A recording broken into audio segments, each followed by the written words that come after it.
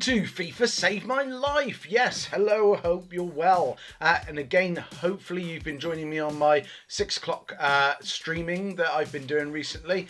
If not, why not? Come and join. On 6 o'clock, we have a look at SBCs, we have a look at any puzzles, we play some games, generally just have a bit of a chit chat, enjoy ourselves, maybe help each other with performance and technical issues as well. Talk through the team. I've learned a lot. Hopefully you guys learn a lot as well. And again, if this is your first time coming along, guys, please subscribe. I give 50% of my profits to Mind the charity because I also have depression, and again, I like to give stuff back. So 50% of the profit of this channel will go to Mind the charity. So you don't have to give anything. All you have to do is watch the channel and yeah, let Google do the rest. Thank you very much. So what are we going to be talking about today? Well, there has been a document out this week or released that has been dug up by someone, and I wanted to review it slightly, have a look at it, and again put two sides to this story really. So the document that's come out, it's basically a patent, and it's a patent for EA Sports and FIFA. So it's a patent saying how they make it, what they do, and again it covers them against anybody else who wants to come in and make a game like theirs with the same technical specifications, etc, etc. So it's protecting their game, it's protecting their rights, but it's also protecting anything unique that maybe EA have in their games, which is absolutely fine. And some clever person has had a look at this and realized that it kind of gives away a little bit more than it probably should. Now again, I've not seen it looks real, it's obviously gone through. I'm not speculating that it's not 100% real. I am saying allegedly this is a document that is the original 2017 for the 2000, the FIFA 19 one, which kind of sums up the right time as well. Proper patent for the release of FIFA 19. So when you go for it, it is a big document, and there is lots of like diagrams, and it goes on from one thing to another. And what I've done below is I put the links for it, guys, and some of the original guys who've put stuff out for it, and so you can have a look at their say on it. Because a lot of people have been quite negative about it, which I can understand, and I'm the same to a certain degree. But people want to be negative about the fact that it basically describes how they do scripting. So again, the fact that EA for the last year or so have vehemently absolutely denied that they do scripting, that actually this says they do, and why. So again, we'll have a look at that. And also it says about pack luck in there as well. It says about all sorts of stuff. But again, the two that I've picked out today and two that's probably the most important to guys like myself and you, is the fact that there is definitely scripting in this game. And there is reasons why, and I wouldn't say necessarily great reasons. And there is definitely a weight on pack luck in the fact for different reasons, which again we'll go through, which aren't particularly fair, and I would say possibly law breaking. But again, we'll go through it and see what we think. But it's all opinions, and like I said, I've not had anything to say. This has only come out this week. So again, it is allegedly 100% correct. So yeah, there you go. Make of it what you will, but I'm just bringing it to you. So yeah, like I said, there's lots of diagrams, lots of flow charts saying how one thing leads to another. But there is then, and I've blown it up for you, there is certain things that I've taken out of this. Now, again, obviously, dynamic difficulty adjustment, the background. So I'm not going to read it all to you guys. You can find the patent below and go on there and have a look for yourself. There is lots there. There is lots of legal jargon, but it is genuinely quite interesting to go through. And yeah, see what you think. But it starts with obviously software developers typically desire for their software to and want to engage users as long as possible. duh. But the longer the user engages with the software, the more likely it is to be successful. Absolutely. The relationship between the length of engagement of the user and the success of the software, particularly true in respect of video games. The longer the user plays particular video games, the more likely they are to enjoy the game. And the more likely they are to continue to play the game. Often games are too difficult or too easy will result in less enjoyment by the user. Consequently, the user is likely to play the game less. Thus, one of the challenges for the game development is to design a game with a difficulty level that is more likely to keep the user engaged for longer periods of time. So there's the background of it. Now, when you go on to read it, and again, like I said, I'm not going to go into everything, but the gist of it is they very much aim this towards, and they do say that they put scripting in the game to help the enjoyment of players. Now, the way they're doing that and the way it describes and the way I interpret it, and again, I've listened to an awful lot of YouTubers who've said this, not the big YouTubers, because obviously it doesn't affect them, because I'm guessing they're out of this loop. But again, guys like myself and you and everybody else, it affects. But yeah, the fact of the matter is, the way they're saying they do it is, say for instance, I go on every day, which I do, then they know I'm less likely to stop playing FIFA. So I'm okay to be sacrificed every now and again. What they're saying in this document is they will sacrifice me by making me go on a losing run, making my defenders part like the Red Sea, or my goalkeeper suddenly have a fit when a ball's coming towards him and letting a goal against a lesser player, or a player who plays less than me, because what they want them to do is have a joyful experience and then keep coming back. Because they don't come back. So if they haven't been on for a month and they've played a few games and they come up against me who's on an 8-game winning streak, and then all of a sudden the scripting kicks in and goes, well, hold on a sec, he's on an 8-game winning streak, he plays all the time, and this player doesn't play very often. We want this player to play more often. This player is going to play whatever happens all the time, but this player we need to play more often. What they'll do is magically, and we've all had it, I'll hit the bar 4 times in the game, I will have shots saved by a worldie keeper for a game, 84 Kepa for instance will have an absolute worldie. It will be 0-0, we'll be into 93 minutes, it'll be 1 minute stoppage time, it'll be 93 minutes, and this dude gets a goal. And my defenders will part. The scripting will make it happen. It will be exciting. This guy will go away very excited and go, yeah, look at that, mum. I've managed to beat someone with a really good team, and be excited about it and keep coming back for a little bit longer.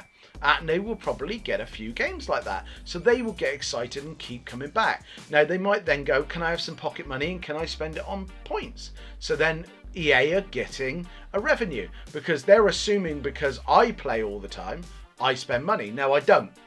So they don't get that from me. And to be fair, after reading this document, I don't think I will again, because the next bit will be about pack luck. But what they do is very much they're trying to suck you in, and then once they've got you, you're kind of forgotten. So it's a bit like that advert on TV where the guy, he's an existing customer, but he wants the same deal as a new customer, and he's trying to disguise himself so he could get the new person deal rather than the existing person deal. And what they're trying to make out is it's very wrong. Now this is exactly the same in the fact that they're saying, I'm a loyal customer. I've bought the game the same as everybody else, but the difference is I've put a lot of time into it. I put 4 or 5 hours a day into this game, playing it. So instead of rewarding, going, right, okay, you're getting better, and you've got a better team now, you will play better and you'll have a better chance of winning more games. What they do is go, well, he's with us all the time. That's absolutely fine. He's not going anywhere. We've got him hooked. He's on EA heroin. He's on FIFA heroin. This guy needs to be hooked on FIFA heroin. Let's throw him a bone. Let's make sure he gets some wins. And that's what they do. That's what this document basically describes, guys, is they make sure there is a imbalance at times to make sure certain people win, to make sure they're hooked on FIFA. And that's the crux of the thing. So scripting, the myth is there scripting, is there not? EA have denied it. This document 100% says scripting. And that's the reason why. They actually give the reason why, guys. And there's the background to it. And they actually break it down how they do it. So we've got that. And then we go on to next. We look at pack weight. And again, this is where I think it's possibly illegal. And again, the first bit possibly as well. Now, again, the reason I say that is because if I buy, I don't know, Bruno Fernandes, 94 rated team of the season, Bruno Fernandes, and I expect him to perform better than, I don't know, 88 rated Sissoko. But if the other team's got 88 rated Sissoko and they're getting more help from the computer AI than I am, then I've spent 200 grand on Bruno Fernandes, they've spent 50 grand on Sissoko, and I'm not getting what I'm paying for. So again, that's a bit Trade Description Act type thing. So there is a bit of a what's going on with that. But this is where I think it really falls into a real murky background. And then I'll give you my thoughts on it. So the second part is pack weight. So the embodiment systems present herein may perform automatic granular difficulty adjustment, which is basically saying they will look at how long you've been doing this game, how well you are, and again adjust. So again, they'll adjust your skill level, but they'll also adjust your luck on here. So they will adjust what you've got in packs. Some embodiments, the difficulty adjustment is undetectable by user. Undetectable by user, guys. So when you go on that 8-game loss, it's undetectable apparently. Or when you open, like I did last week, 40 packs and I didn't get a single Premier League player, a single Premier League team of the season, it's undetectable. But again, when someone, a big game YouTuber who's probably taken out of this and aware and helps EA and paid by EA maybe and supports EA directly, which nothing wrong with that. There's it's fine having a night job, but again, they pull 3 or 4 out of 10 packs. There's a difference. There's definitely a difference. So it's undetectable, guys. Yeah, we all feel it. Further embodiments of the system disclosed herein can review historical user activity data with respect to one or more video games to generate game retention predictions model. So they will look at what I've been doing to decide, and like I said in the first bit, again the same with the packs, am I going to stay with the game or am I going to leave? Now, if it thinks I'm going to stay with the game, it will give me worst pack luck. It will give me worst players. If it thinks I'm going to go away, and I've been away, and then I come back, if I've been away for a month holiday and I come back and start playing FIFA, all of a sudden what this says, if you break it down and when you go through the rest of it, is my pack luck will be better.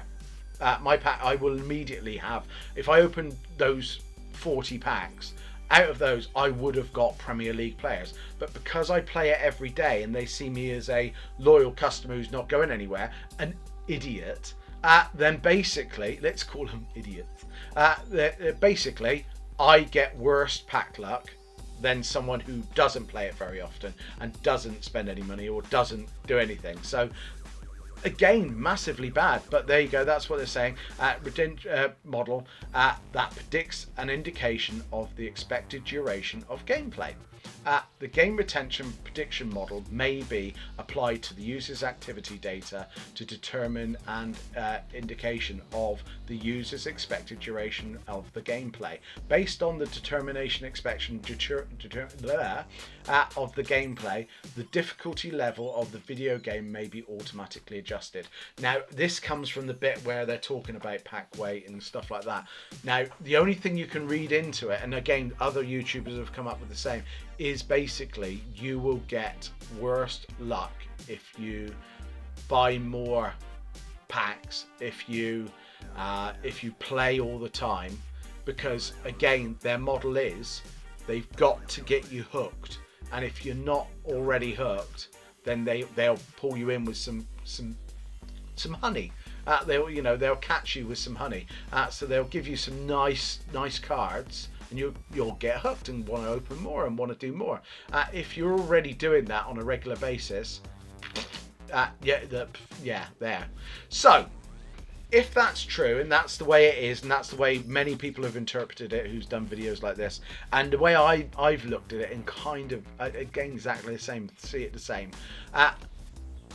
Legally, where I was saying legally, how does it work when they tell me and tell you and then tell someone else that they've got 10% chance of packing Team of the Season player? Now, if I've got a 10% chance of packing Team of the Season player, and so have you, but you've never really played the game very often and you're coming in and I play it every day, this scripting and this difficulty adjustment model that they have for retention prediction means that actually I don't have 10%, because they're saying they'll give me less than someone who doesn't play it very often. So actually legally, and again, this is maybe why countries are banning loot box and stopping them selling coins, and maybe it's a really good idea, I don't know. But the fact of the matter is, the way that they're doing it is set, and the way it's interpreted within this writing, and I've sat and read it all, is I'm less likely, if I pull 40 packs, I'm less likely to get anything decent out of those 40 packs than someone who hasn't played the game for a couple of weeks or a month. That is it. So how can my 10% be the same as their 10%? Which means I don't have 10%, which means the dices are loaded on the other side rather than my side. And that's the truth of it, guys, which is very, very sticky, and I would be very interested to find out where it lands legally on the fact that they're advertising 10% and they're doing it as a gambling. Because it is gambling. If you put your 30 quid towards it or whatever, you're putting your money in, and you're thinking, I've got 10% chance of getting back a Team of the Season. Now, if I don't have a 10% chance of getting back Team of the Season, because behind the scenes the information is gathered and gone, no, he plays it every day, oh, he does this, oh, he does that, he's not going anywhere, don't give him anything, because he'll just keep coming back because he's a idiot. Where a new person, oh no, they've not been here, let's give them a couple of decent packs to really get them going and get them hooked. And that's it. That's the truth of it, guys. That is what this document basically shows, which is really sad. If all of this is true, this is devastating for FIFA at the moment. But I said I'd give two sides to it. Number one, I think this is wrong. I think this is horrible. It should be like real football. If you spend, I don't object to people spending money. I don't object to coming against teams all season who've spent a fortune on day one and basically got team of the years all the way through, icons all the way through. Fair play to you. Again, if you've got the money, knock yourself out. But it should be on an even playing field. So if I'm playing someone worse than me and I've got a better team, I should have a chance of playing better than them and always beating them. I don't say I always will, because real football, sometimes the underdog does win and then you have an off day. But the script shouldn't help, and no one should help. It should be my skill against their skill. And if I have more skill than them, I should win. If they have more skill with me and they have a team that fits their way of playing, then they should have a chance of winning. And so on and so forth. It should be an even game. Man City win a lot of things and won the treble this year because they spent a lot of money. That's real. That's life. So I don't begrudge anybody that. I think that's fine. But I begrudge the fact that I've worked really hard to gain a good team. I'm on a 192 now, and I can't win against an 184 team because the scripting has decided I play the game too much and I ain't going anywhere. So as far as it's concerned, I'm an idiot and I'm going to keep coming back, which I will because I'm doing this channel. So I will, and I can't help that. But the fact of the matter is, I will not get any help from EA because what I will get is I will get pack luck against me, as we've seen. And again, I've been quite vocal about it the last 3 weeks. I have had horrendous pack luck. I do not pack anything good. I've packed no decent main Bundesligas, I've packed no main community, and I've packed no main Premier League since it's come out. The main ones that I've packed none of them. None, apart from the guaranteed ones, which everybody packs because they're guaranteed. But I've packed none. So, is this right? It feels right. I'll be honest. It's kind of almost talking about me. It's talking about someone who plays all the time, doesn't really spend any money on the game, but is on the game all the time. But I'm not known to EA because I'm not a big enough YouTuber, so I don't get the help behind the scenes and all the rest of it that I'm sure the pros do. I'm sure when you were watching the pro tournaments and that, none of this is involved. It is just player on player, skill on skill, team on team, and that's all the way it is. I'm sure.